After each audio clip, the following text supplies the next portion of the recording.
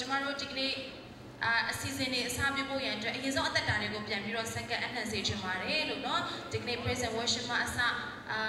သွန်သင်ပေးမဲ့ဆရာဆရာမများအားလုံးဘုရားသခင်အထူးကောင်းချီးပေးဖို့ရန်အတွက်လည်းဆုတောင်းကြရအောင်ပြီးဒီကနေ့ဘုရားသခင်ကိုဝတ်ပြုဖို့ရန်အတွက်ကျမတို့ဘာပဲပြောပြောဘယ်အခြေအနေကနေပဲလာပေါ့နော်ဒီနေ့ဘာပဲပြောဒီကနေ့ယေရှုဘုန်းဖွင့်ဖို့အရေးကြီးတယ်အာမင်ဒီကနေ့ဘယ်သူဘယ်ဝါအတွက်ကိုလုပ်နေတာမဟုတ်ပါဘူးကျမတို့ဆရာတွေကိုလည်းပေါ့နော်အဲ့လိုမျိုးလုပ်နေတာလည်းမဟုတ်ဘူးဒီနေ့ယေရှုအတွက်ပဲဖြစ်တယ်အာမင်မြန်မာနိုင်ငံနိုးထမှုအတွက်ပဲဖြစ်တယ်မြန်မာနိုင်ငံမှာရှိတဲ့လူတွေအားလုံးပြောင်းလဲဖို့ပဲကျမတို့ကနော်ဆုတောင်းပြီးတော့ဆက်ကပ်ပြီးတော့လှုပ်ဆောင်နေတာဖြစ်တယ်ဒါကြောင့်မလို့အရင်ဆုံးအသက်တာတွေကိုပြန်ပြီးတော့ဆက်ကပ်အနှံ့ဖို့ရန်အတွက်ဖိတ်ခေါ်ချင်ပါတယ်အဆင်ပြေမယ်ဆိုလို့ရှိရင်ပေါ့နော်ရှိတဲ့နေရာကနေအားလုံးမတည့်ရပြီးတော့ဒီနေ့ဘုရားသခင်ဝတ်ပြုကိုးကွယ်ဖို့ရန်အတွက်လည်းနှလုံးသားအသီးသီးတွေကိုပြန်ပြီးတော့ပြင်ဆင်ကြရအောင်အားလုံးဆုတောင်းဆက်ကပ်အနှံ့ကြပါစို့Hallelujah, hallelujah, hallelujah. Mitarashimpa. Oh, Guru Namarugo Chimo Mare Guru. Oh, Guru Gudiniama Jozo Vare Guru Shipia. Guru Gudiniama Jozo Vare Guru. Tashana Winam Sa Jozo Vare Guru. Kamira Pia Guru Jozo Vare. Tara Pia Guru Jozo Vare. Guru Shidiniama Nia. Tiwa Shua Muma Guru. Guru Nia Bevare Guru Shipia. Guru Nia Bevare Guru Shipia. Oh, Dikama to cool on the great bone and the Yasina Muma Guru. Oh, we know Piano Lazo Shara Muma Guru Shipia. Oh, Jigni Groshipyaki, Tikamana, Shamana, and Groshipyaki, two Chamu Groshipyaki, Yala to the Kansas, Yeshunamana Kamshi, Bevare. Hallelujah, hallelujah. Ayano, the Kurota, and Separe Guru, Guru Tena, Guru Poloma, oh, Guru Archie Separe, Guru Bono, Talem Separe Groshipia. Oh, Jesus, Jene, Guru Jesus, Jene. Oh, hallelujah, hallelujah, Yeshunamana Kamshi, oh, hallelujah. At the time I looked at where Yeshunamana make Bevari. Oh, the time I looked at Oh, Jane Piano, oh, when you should have said, look, oh, Piano, she won up when you should have said, look, hallelujah, hallelujah, oh, hallelujah, she got a man, let me oh, to you should have chosen Jaya, we need a Tiago, they are be Jaya, we need a Tiago, they are be Jaya, hallelujah, Goro, oh, Sora, Goro, oh, Sora, Goro, Goro, when they are be Goro, Shivia, hallelujah, oh, Ramakia, she.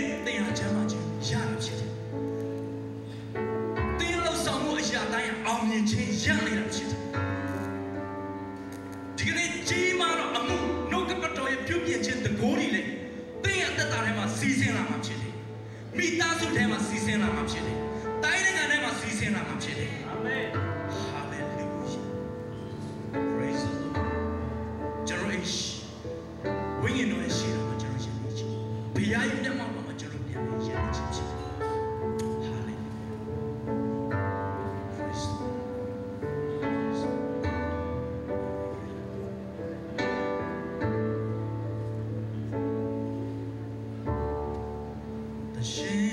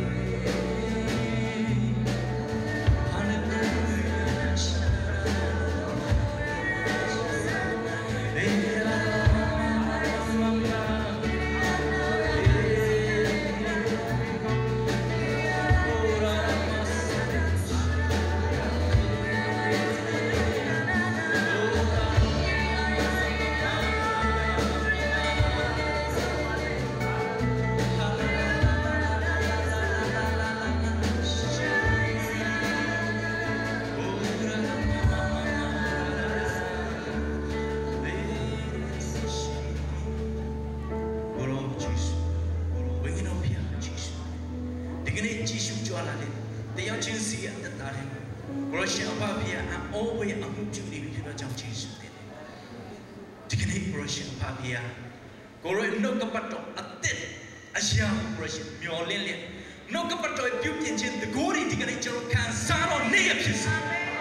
ယေရှုနာမနဲ့ကျေးဇူးပါအိုးဟာလေလုယာကိုရရှင်အဖဖေပြုပြင်ခြင်းတကိုးတွေလေဒီကနေ့ပြောင်းလဲလေကျွန်တော်ဒီလေအရှင်ကလည်းလုံးဝမတူတော့အသက်တာဖြစ်ပေါ်ကြောင်းကိုရရဲ့နာမကိုကြွေးကြော်ပါဟာလေလုယာ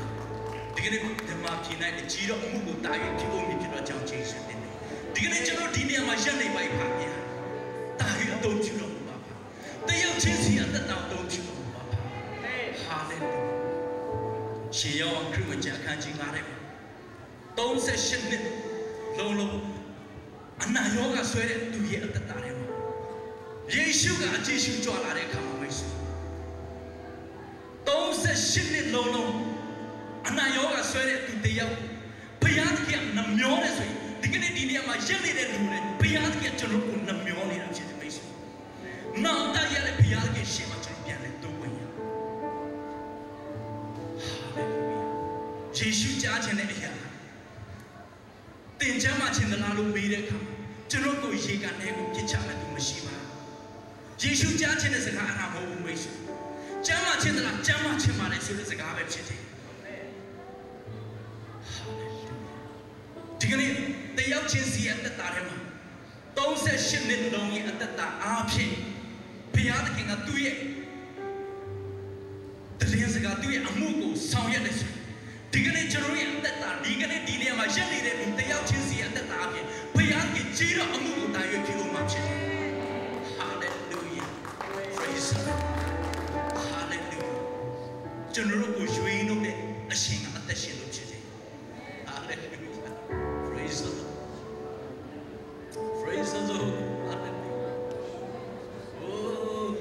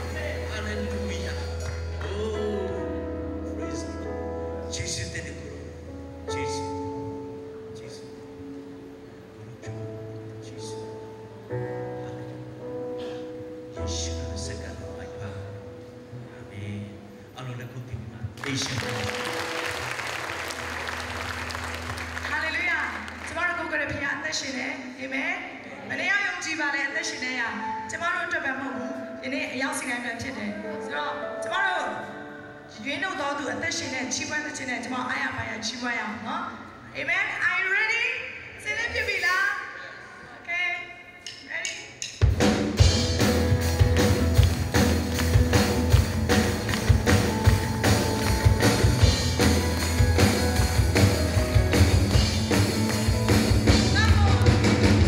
Number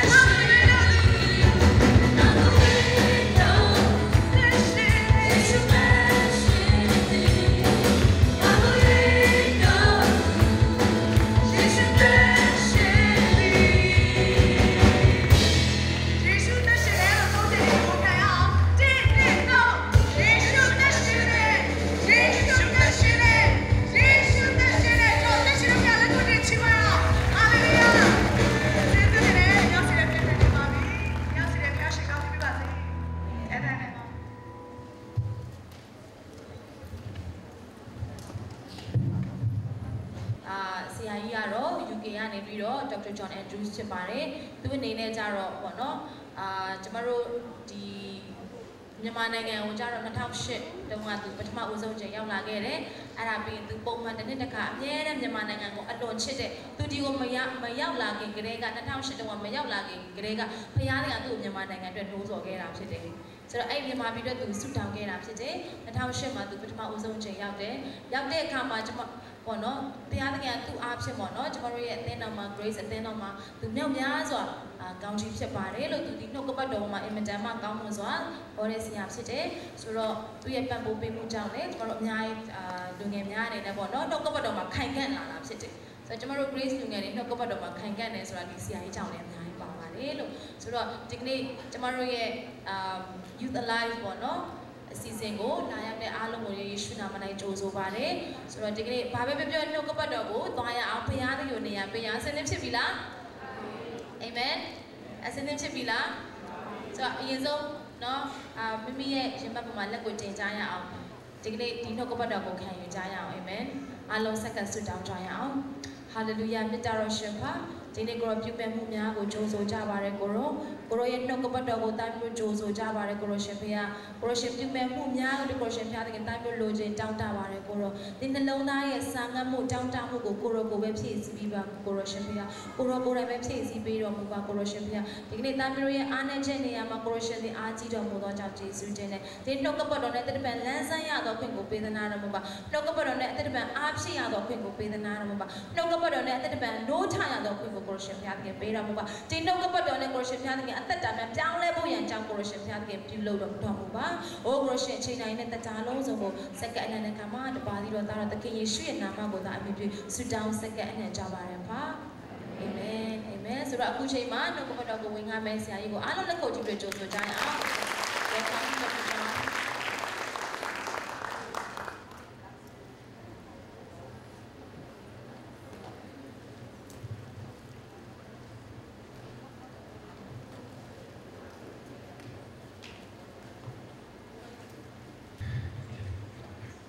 Okay, good morning.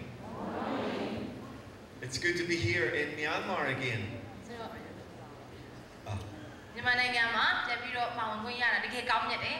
And wonderful to share in this conference with you. I bring greetings from our church in England. Lots of people are praying for you this week. We're believing God for great things. Amen. And if our hearts are open right from the beginning, I believe the Lord can work among us. I also bring greetings from my family. I'm married to Dawn. In fact, this year we've been married 25 years. So we celebrated that this year. And then my oldest daughter, she is 20. She works on staff in another church. Her name is Elena. And then my son is 16. He's called Simeon. And then Beth Ann is our youngest daughter. And she's 12. But from the minute she gets up in the morning to the minute she goes to bed, she never stops.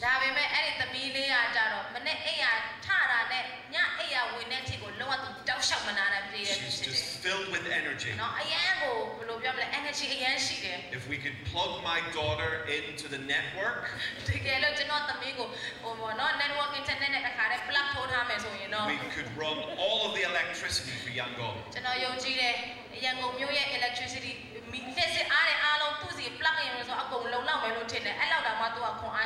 So they all send their greetings to you. I've been so excited about this trip. Unfortunately, I didn't get last year. But it's good to be with you. It's a very short trip. So I came in last night and I leave on Friday. So we'll try to make the most of our time together. Okay, are you ready for the Word of God?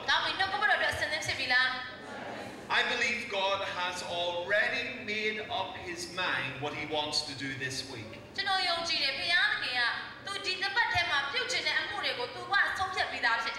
He didn't wake up this morning and think, what shall I do today in the conference? He already knows what He wants to do. He already knows what He wants to do for you. And sometimes it is our responsibility to make ourselves ready for God.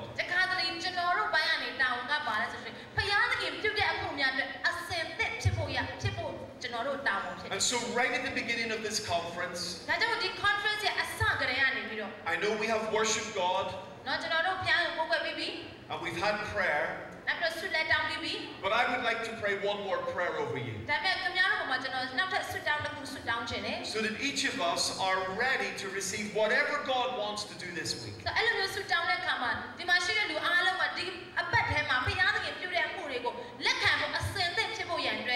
Amen.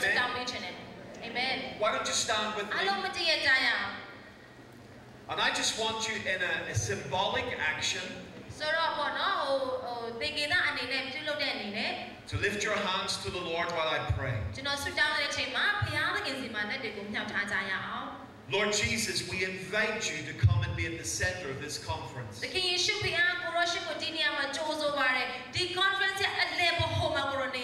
Holy Spirit, we ask you to come by your power and speak to us. Lord, we pray that our hearts will be open to your word. We pray that our hearts will be open to your presence. We pray, God, that you will do supernatural things among us.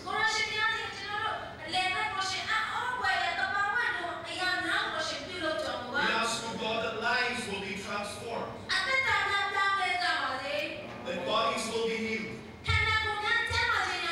that men and women will be empowered by the Spirit, and that each of us will go from this place empowered to change a generation. And so, Lord, bless every person in this conference.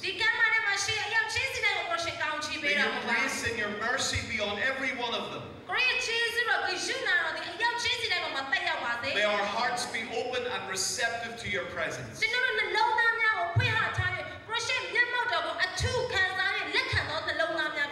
In Jesus' name. In Jesus' name. In Jesus' name. Amen. Amen. God bless you. Thank you. Wonderful. Well, if you have a Bible with you, I'd like you to turn to Luke's Gospel, chapter 2. We're going to read two short passages from the Gospel.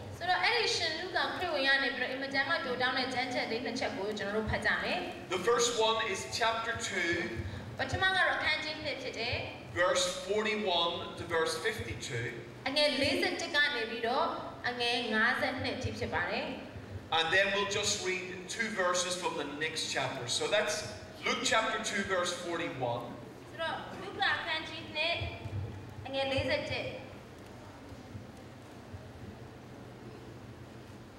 we'll read down to verse 52.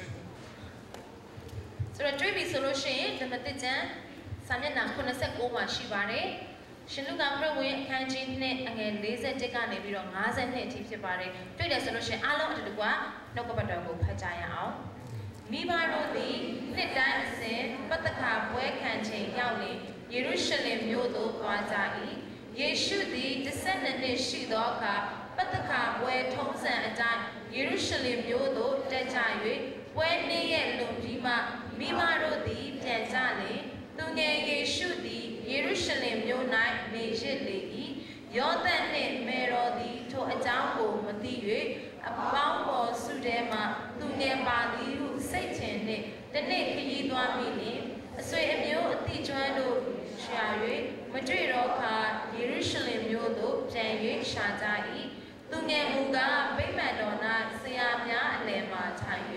ထိုသူတို့နှင့်ဆွေးနွေးမေးမြန်းလျက်ရှိသည်ကိုမိဘသည်3ရက်ကြာမှတွေ့ကြ၏သူ၏စကားကိုကြားသောသူအပေါင်းတို့သည်သူ၏ပညာကို၎င်းစကားအဖြေကို၎င်းအံ့ဩကြ၏မိဘတို့သည်သား